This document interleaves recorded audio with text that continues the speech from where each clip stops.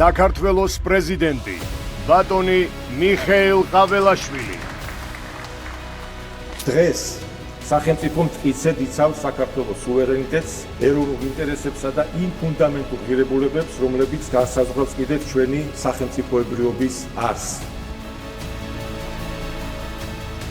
საქართველოს ძველვადიანი განვითარებისთვის აუცილებელია, რომ მომავალი თაობებისთვის ამოსავალი წერტილი იყოს საკუთარი სამშობლოს სიყვარული, სუვერენიტეტისა და დამოუკიდებლობის გაფრთხილება, ოჯახური ღირებულებებისა და ტრადიციების პატივისცემა.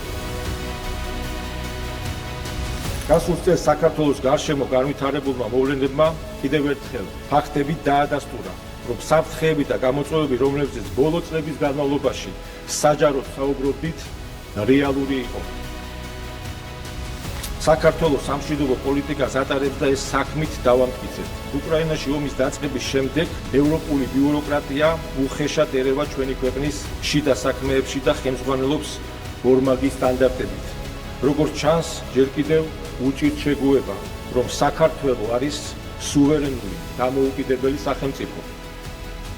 რაც შეეხება ამერიკის შეერთებულ შტატებს, ჩვენი მხრიდან დაფიქსირებულია სრული მზადყოფნა სტრატეგიული პარტნიორობის აღდგენისა და ურთიერთობის სუფთა ფურსიდან დაწყების შესახებ, რაც გამოიხატა პარტნიორობის გზამკვლევის შეთავაზებაში. 4 ოქტომბრის საღამოს განვითარებულმა მოვლენებმა სააშკარაოზე გამოიტანა რადიკალური ჯგუფების რეალური ჩანაფიქრი და მიზნები. ძალადობრივი გზით ხელში ჩაეგდო სახელმწიფო ინსტიტუტები და მოეხდინათ სახელმწიფო გადატრიალება.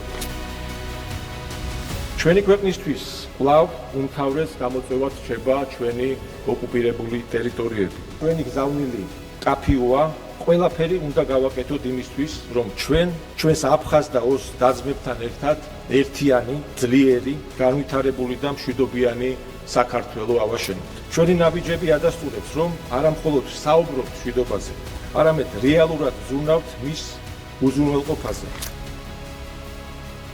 ჩვენი ერის უმდიდრეს 3000 წლოვან ისტორიაში ქრისტიანობის მიღება გარდამტეხი მომენტი აღმოჩნდა, რამაც წარსული 17 საუკუნე ჩვენი აწმყო და მომავალი განსაზღვრა. ქართველებს ბევრად მეტი გვაქვს საერთო ვიდრე გასაყოფი. ამიტომ უნდა შევძლოთ და გვერდით გადავდოთ ჭარბი ემოციები, მოუძებნოთ ის საკითხები, რომელთა გარშემოც შევძლებთ გაერთიანებას. დარწმუნებული ვარ, ეროვნული ინტერესების გარშემო გაერთიანებით, ურთიერთ პატივისცემისა და მეტი სიყვარულის გამოჩენით ჩვენ შევძლებთ ისეთი ქვეყნის აშენებას, რომლითაც თითოეული ქართველი იამაყებს.